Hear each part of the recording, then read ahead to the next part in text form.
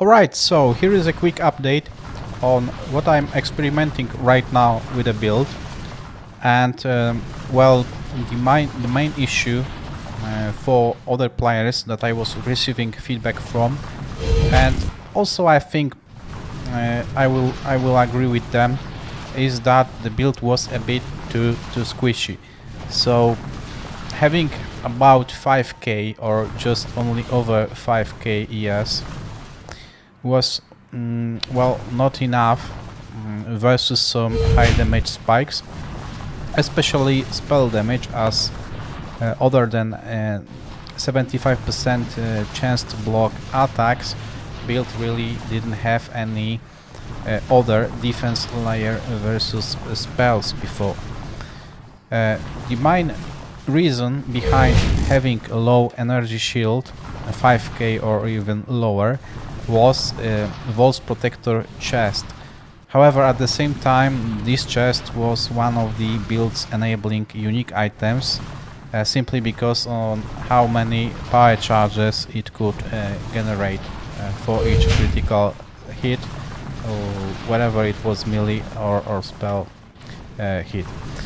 So I was thinking to myself, is there another way to gain power charges in high numbers to sustain each discharge at almost full or full power charges all the time? And yes, there is a way, and it's provided by the Inner Conviction keystone when combined with some other unique items and unique mechanics. So first of all, the Inner Conviction keystone is on the Vol's chest itself. However, it can be also obtained by the timeless unique jewel called Militant Fate, and you need the High Templar Dominus version of it. What it does, it simply converts any other regular keystone in range into the Inner Conviction keystone, which basically tells that you will gain power charges instead of frenzy charges.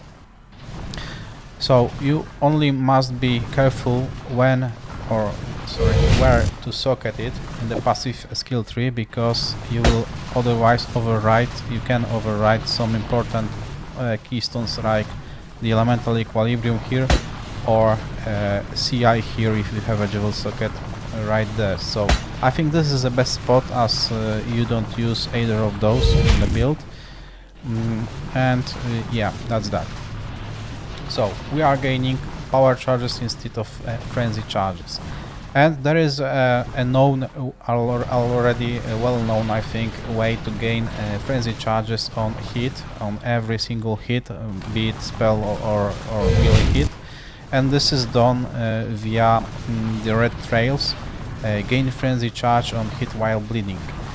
And in order to have this ability to gain frenzy charges all the time, you must be bleeding all the time. And in order to be bleeding all the time, it is best to go something like that: Cyclone, chance to bleed, and then Unique Jewel, the golden rule, that is simply reflecting bleed that we do to our enemies back to us. So we are applying bleed via Cyclone, and then this bleed is being reflected back to us. So whenever we attack with our melee hits, we are bleeding simply. Now, in order to not take any damage from those bleeds, reflected and any others, because also the red trails has a 50% chance to be inflicted with bleeding by any outside attacks, so any mob that can do physical damage may inflict bleed to us, and especially those monsters which does high physical damage will be really dangerous with that. So in order to counter this, we are also including the Ape's Supremacy, the unique shield, which makes your bleeding damage you take as chaos damage instead. So Because we are CI, we are immune to chaos damage, and this way the bleeds that are reflected back to us, and also the bleeds that will come from the other outside sources like mobs and bosses, will do no harm to us, and at the same time we'll be still having this bleeding effect status here on the debuff icons on the left, so we can take benefit of gaining frenzy charges on each single spell and melee hit, and this is what we want. Now, because we are using the red trails, we cannot use Inaya's Epiphany anymore, so in the place of Inaya's Epiphany we use Precursor's Emblem to have at least 15% chance to gain power charges up to our maximum number of power charges. Each time we can gain one.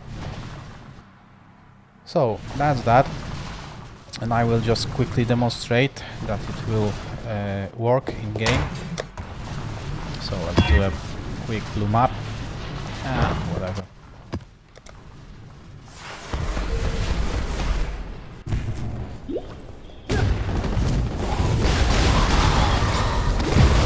Just need a moment to catch my breath.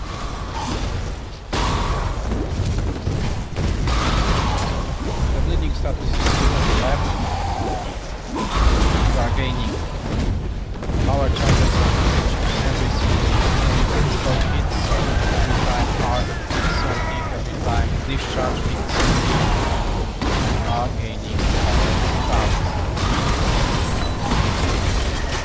Each of those gaining events have a 50% chance to pass maximum power charges.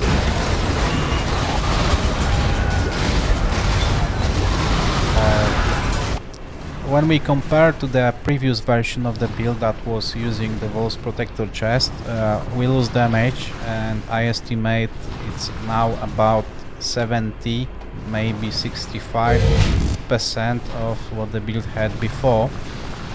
But at the same time we can have up to 1k more ES, and if we use a better belt or pure ES belt like Crystal belt for example, we can go well over 6k.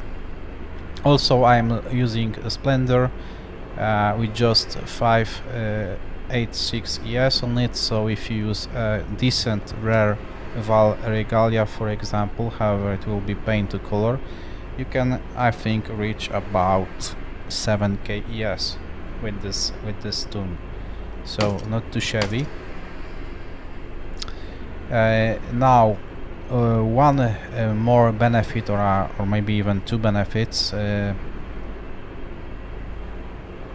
is first 10% additional physical damage reduction while stationary from the red trail. So whenever I am standing, as you can see, I have 20% physical damage reduction. When I move I have 10, when I am stationary again I have 20 again. However, when I'm cycloning and I stay in place while cycloning, this counts as being stationary. So I can be cyclonic on top of the boss, dealing damage, and it still counts as being stationary, so I will take benefit of that additional 10% physical damage reduction.